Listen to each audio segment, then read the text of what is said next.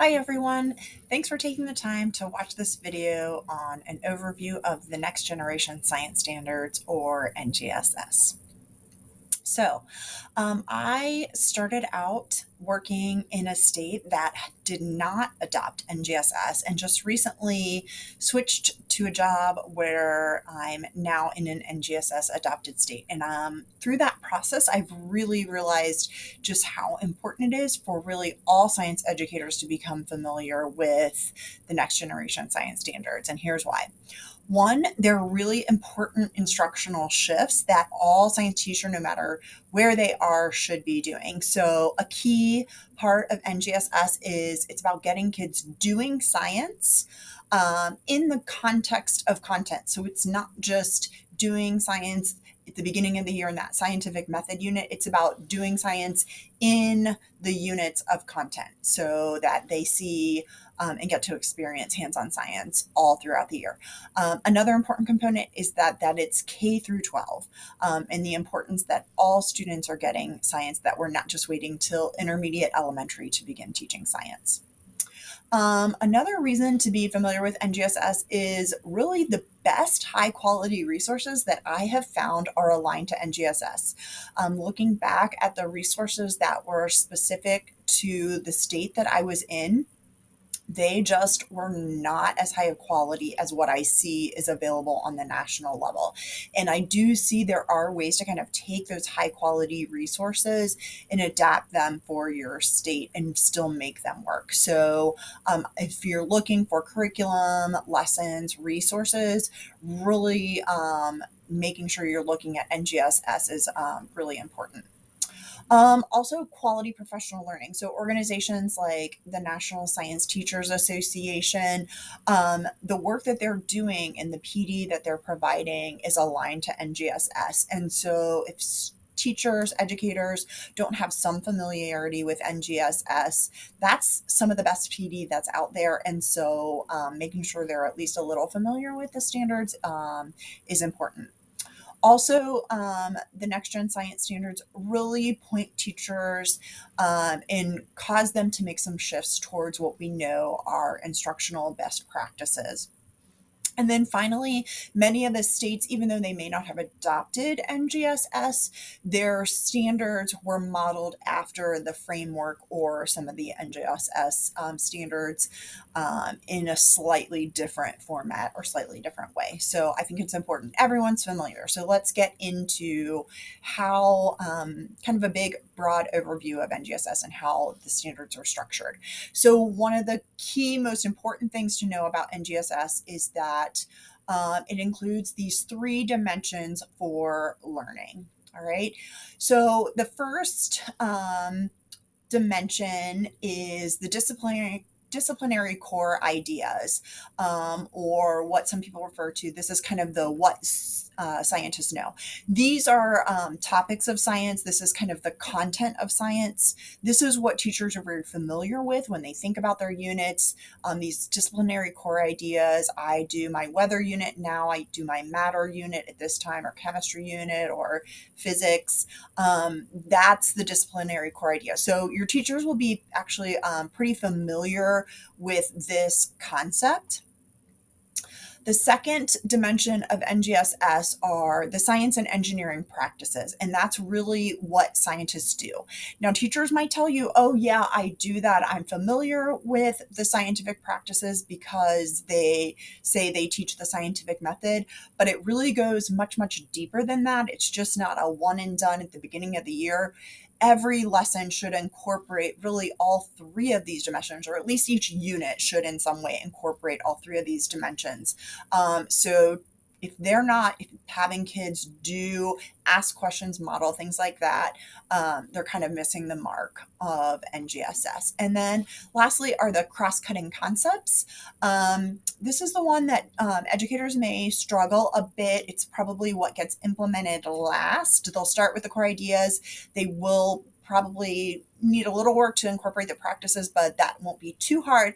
What gets a little more difficult are the cross-cutting concepts. You can kind of think of that as how scientists think, and how they link ideas together. And then the other part of NGSS is that all of this surrounds phenomenon-based learning, and we'll get into that more throughout the different modules. So let's look into each of these a little bit more specifically.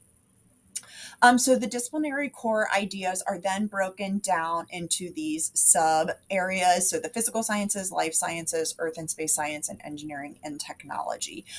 Again, your teachers will probably be very familiar with this. The idea behind this, though, was one complaint prior to the framework and NGSS was there's just so much content to cover in K through 12 and really trying to focus it a bit. So this is K through 12. The whole idea is that these concepts, topics keep coming up kind of in a cyclical fashion throughout the different grade levels. And then each time they see these, the students go into a little bit more depth and conceptual understanding with each of those. So again, these teachers will be fairly familiar with. They might be different specifics in a specific state, but they'll be familiar with that. The second dimension are the science and engineering practices.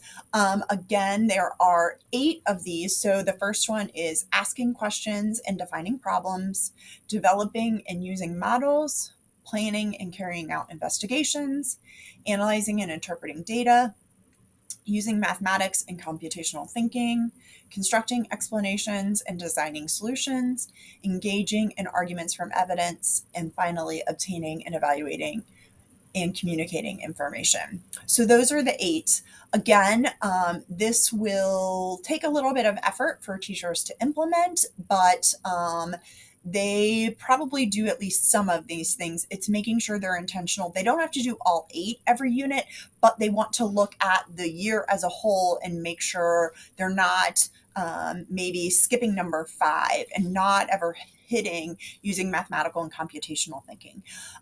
So the first couple of years that teachers are getting familiar with NGSS, they'll kind of just be looking at these generally. I would say after a few years, I would direct your staff to this here in the corner. This is an appendix of the NGSS website, and it's a progression, how the science and engineering practices should progress over time.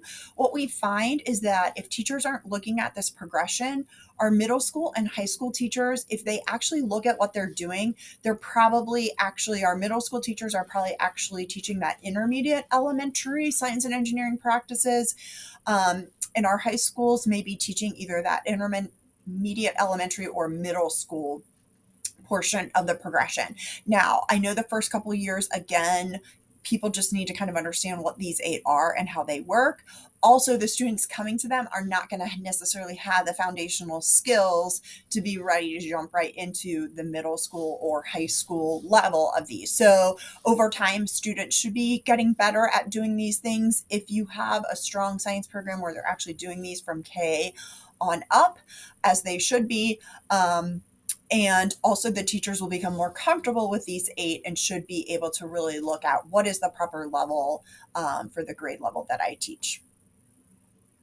The third component of the 3 dimensions is the cross-cutting concepts. Those are patterns, cause and effect, scale, proportion, and quantity, systems and system models, energy and matter in systems, structure and function, and stability and change of systems. So no matter what a teacher teaches, whether it's life science, whether it's physical science, whether it's earth and space science, these are kind of consistent themes that happen across. And it's important that as teachers, we understand the connections, see that there are patterns in all 3 of those areas, and that we are intentionally pointing that out to students and getting students to be able to identify when patterns are happening, when there's an example of cause and effect, how structure and function work, both in biological sciences and in physical sciences, in chemistry specifically. So again, this is going to be, again, probably the last of the 3 dimensions that teachers are going to be comfortable teaching with. And that's okay. It takes time to fully, and this is a journey for them, to fully implement the NGSS. The other thing I would say is, again, there is an appendix also on the progression of each of these across the different grades. So after they've been doing cross-cutting concepts for a few years, it would be good to go back and again look at that progression over time. So I hope you now have a good understanding of the three dimensions of the next generation science standards: the disciplinary core ideas, the science and engineering practices, and the cross-cutting concepts. Thanks for your time.